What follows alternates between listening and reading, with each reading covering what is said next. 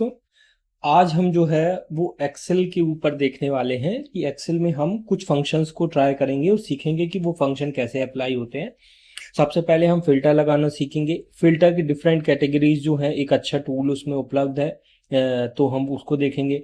फिर शॉर्ट करना देखेंगे, शॉर्टिंग करना देखेंगे, फिर डुप्लीकेट को फाइंड करना सीखेंगे। तो ये जो चीज़ें हैं वो हम आज इस वीडियो में कवर करने वाले हैं। तो टोटल हम 4 चीज़ इस वीडियो में कवर करेंगे। तो चलिए सबसे पहले हम शुरू करते हैं कि हमें फिल्टर कैसे लगाना है। फिल्टर का मतलब ये होता है कि हमारे पास बहुत सारा डेटा है और हमें कुछ छोटा डेटा हमें पता करना है कि वो डेटा किस प्रकार का है, तो हम फिल्टर लगा के उस डेटा को पता कर सकते हैं।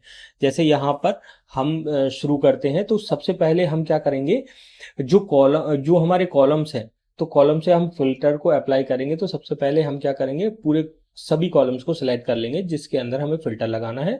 तो हमने ये कॉलम्स को सिलेक्ट कर लिया और शॉर्ट एंड फिल्टर वाले ऑप्शन पे जाके फिल्टर वाले ऑप्शन क्लिक करना। तो ये एरो टाइप का दिखने लगता है, ये फिल्टर कहलाते हैं। तो ये सभी उस पर लग गए। अब हमारे ऊपर मान लीजिए हमको नाम वाले उस पर फिल्टर लगाना है, तो हम एरिया वाले पे लगाना है, डी नाम पे। तो हम उस पर फिल्टर लगा सकते, जस्ट क्लिक करेंगे। मान लीजिए मेरे को यहाँ पर चाहिए है कि ब्लॉक नरसिंहपुर का मुझे चाहिए कि ब्लॉक नरसिंहपुर की इसमें कितनी एंट्रीज हैं।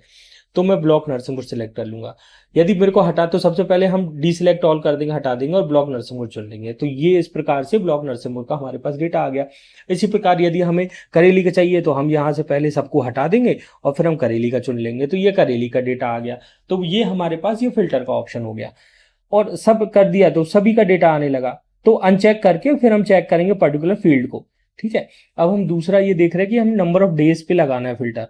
तो नंबर ऑफ डेज पे फिल्टर लगाने के लिए हम क्या कर सकते हैं, पर्टिकुलर हम एक एक सेल को सिलेक्ट करके हम उसको चुन के फिल्टर लगा सकते हैं, जो हमने अभी एरिया में किया था।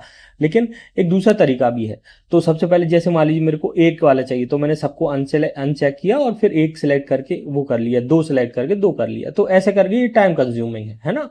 तो हमें ऐसा नहीं करना। हमें पर्टिकुलर यदि रेंज में चाहिए तो हम कैसे करेंगे, तो एक ऑप्शन रहता है हमारे पास जो पर्टिकुलर हमें रेंज का विकल्प देता है कि हम इस रेंज के अंदर सिलेक्ट कर सकते हैं, इससे ज़्यादा, इससे कम, डिफरेंट डिफरेंट के फिल्टर्स हम लगा सकते हैं।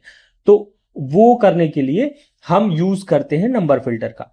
अभी मान लीजिए मेरे को पर्टिकुलर 100-200 के बीच का चाहिए, है ना, या 351 के बीच का चाहिए। तो मैं 351 से 200 के बीच का चाहिए, तो मैं पर्टिकुलर चेक चेक करके करूंगा, तो वो टाइम कंज्यूमिंग। अब देखिए ये जो नंबर फिल्टर है ये क्या करता है, आपको बहुत सारे ऑप्शन देते हैं। जैसा पहले इक्वल वाला मतलब आप जो भी वैल्यू इनपुट यहाँ करेंगे उस वैल्यू के बराबर की वैल्यू आपके पास फिल्टर में आ जाएगी। जैसे 197 तो 197 आ गया, मतलब डेज 197 का एक ही डेटा है। दूसरा है डज नॉट इक्वल। अब यहाँ पर जो डेटा आप एंटर करेंगे वो डेटा छोड़ के बाकी सबको वो दे देगा।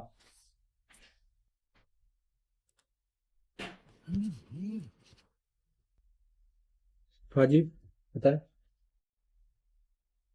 अब हम डज नॉट इक्वल वाला देख लेते, तो डज नॉट इक्वल में वही वैल्यू आएगी। अब इसके बाद हम आते हैं ग्रेटर देन। ग्रेटर देन जैसा हम समझ पाते हैं, जो भी वैल्यू आप देंगे उससे ज्यादा वाला यदि हमें सेलेक्ट करना है तो हम वो वैल्यू डाल देंगे, तो उससे ज्यादा वाले जितने भी वैल्यूज होंगी वो आ जाएंगे। जैसे मैं 99 के अबव वाला डाल रहा हूँ और मैं उसको ओके करता हूँ, तो ये 99 के अबव वाला डेटा यहाँ से आ गया। ठीक है, अब उसके बाद ग्रेटर देन इक्वल टू, इसमें क्या होगा कि आप जो वैल्यू डाल रहे हैं उस वैल्यू को भी इंक्लूड कर देगा। इक्वल टू लिखा होगा ना, तो जैसे इसमें 98 का डेटा, 99 तो है नहीं, तो हम 98 डाल देते हैं। तो 98 प्लस इसके ऊपर जितने भी वैल्यूज होंगी वो सब आ जाएगा। ठीक है, तो मैंने ये 98 डाला और इक्वल 98 ग्रेटर देन और इक्वल टू और ओके किया, तो ये 98 के उससे अबव आ गया। सेम बहुत सारे फंक्शन है। लेस देन जैसे अपोजिट करता है ग्रेटर देन वाले का, तो वैसे काम करेगा। ठीक है, लेस देन इक्वल टू जैसा मैंने उसमें बताया, लेस देन इक्वल टू मतलब वो वैल्यू भी कर लेता है। तो ऐसा करके ये सब जो है ये फंक्शंस हैं जो काम करते हैं। ठीक है, अब इसके बाद लेस देन इक्वल टू के बाद अब बिटवीन देखते हैं। बिटवीन समझ रहे हैं कि दो संख्या के बीच वाला। जैसे मैं यदि बोलूं कि 99 और जो हाईएस्ट वैल्यू मान लीजिए आपने कुछ भी ले ली, मैंने 1000 ले लिया, है ना, तो 1000 करके, तो इन दोनों के बीच में जो भी डेटा होगा वो हमारे पास आ जाएगा। फिर उसके बाद आता है टॉप 10, तो इस पे क्लिक करें, टॉप 10 आ जाएंगे, उसमें जो नंबर वैल्यूज रहेंगे। तो ये सब चीजें हैं जो आपको फिल्टर में बताते हैं। अब बिलो एवरेज, ये सब फंक्शंस हैं, तो हम इसका बहुत अच्छा उपयोग कर सकते हैं। तो एक तो हमारे पास ये फिल्टर में जो है वो ये चीजें हैं कि हम फिल्टर वैसे लगा सकते हैं और ये ऑप्शंस के माध्यम से लगा सकते हैं। एक चीज ये होगी। चलिए अब शॉर्टिंग पे आ जाते हैं। तो शॉर्टिंग क्या करता है कि पर्टिकुलर डेटा को हम एक सीक्वेंस में यदि जमा लें तो उसको हम शॉर्टिंग कहते हैं, है ना। तो शॉर्टिंग, अब कोई भी डेटा ले लीजिए, उसको हमें जमाना है तो हम शॉर्ट करते हैं। मान लीजिए अभी हम जो कंप्लेंट डेट है इसको हमें शॉर्ट करना है, तो हम क्या करेंगे, शॉर्टिंग करेंगे। तो वो क्या होगा कि जिस भी माध्यम से आप बढ़ते क्रम में घटते क्रम में लगाना चाहेंगे उसमें आप शॉर्ट कर लेंगे। तो इसी प्रकार से हम कॉलम नेम में आ जाते हैं कि हमें अल्फाबेटिकली जमाना है तो हम उनको सिलेक्ट करेंगे और कर देंगे। इसके लिए क्या करेंगे, हम पूरा हमने क्या किया, रोज कॉलम्स को सिलेक्ट किया, शॉर्ट एंड फिल्टर पे गए, कस्टम शॉर्ट पर गए और यहाँ पर हम वो कॉलम सेलेक्ट करेंगे जिसका हमें शॉर्ट करना है। ठीक है, जैसे रजिस्ट्रेशन में कंप्लीटेड कॉलर नेम है तो यहाँ पर जो है हम कॉलर नेम सेलेक्ट कर लेंगे और वैल्यूज एज इट इज लिखा रहने देंगे। और यहाँ ऑर्डर क्या करना, हमें ए टू जेड करना, मतलब अल्फाबेटिकली ए टू जेड जाएंगे, है ना। फिर जेड टू ए भी कर सकते हैं, तो इसमें आना और है। तो ये हम देखेंगे तो ये एक शॉर्ट फॉर्म हमारा शॉर्ट हो जाएगा एक अल्फाबेटिकल ऑर्डर में। ठीक है, तो ये हमारा अल्फाबेटिकल। इसी प्रकार यदि हम जो है नंबर्स को भी करना चाहें, है ना, तो नंबर्स को भी कर सकते हैं शॉर्ट। तो उस नंबर्स को यदि हमें शॉर्ट करना है तो हम उस प्रकार से नंबर वाले कॉलम पर चले जाएंगे, जिस भी कॉलम को हमें शॉर्ट करना है उस कॉलम पर जाएंगे और उसको हम शॉर्ट कर लेंगे। अभी जैसे हम ट्राई करके देख लेते हैं। मैंने पूरी कॉलम सेलेक्ट किए, डेज वाले ऑप्शन पे गए, कस्टम शॉर्ट किया, यहाँ से सिलेक्ट करना पड़ेगा क्या, डेज, और यहाँ स्मॉलेस्ट करना कि लार्जेस्ट करना। तो मान लीजिए मुझे स्मॉलेस्ट टू लार्जेस्ट करना है, सबसे छोटा सबसे ऊपर, सबसे बड़ा सबसे नीचे। तो ये देखिए ये शॉर्टिंग हो गई। तो ये हमारे पास शॉर्टिंग कंप्लीट हो गई।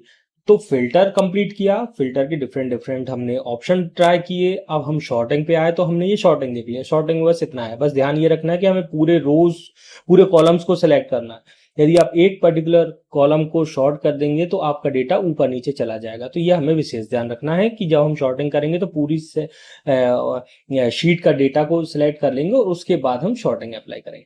अब आते हैं duplicate value. Duplicate value find करने के लिए मान लीजिए मुझे कंप्लेंट डेट में डुप्लीकेट वैल्यू चाहिए, तो मैं कंडीशनल फॉर्मेटिंग में जाऊंगा, हाईलाइट सेल रूल पे जाऊंगा और नीचे देखिए सबसे ऑप्शन है डुप्लीकेट वैल्यूज, इसको सेलेक्ट करूंगा। जैसे सिलेक्ट करूंगा तो यहां पर मेरे को वो मार्क हो जाएंगे रेड कलर से। ये देखिए ये रेड कलर से मार्क हो गए। इसका मतलब ये जो वैल्यूज हैं वो डुप्लीकेट हैं, 15/4, 14/4, 13/4, और जो व्हाइट दिख रहे हैं वो आपको क्या है, नॉन डुप्लीकेट वैल्यूज है। ऐसे आप जिस भी कॉलम में लगाना चाहें उस कॉलम में सेम प्रक्रिया को फॉलो करके लगा सकते हैं। तो ये हमारे आज के टॉपिक में कवर किया है। Thank you.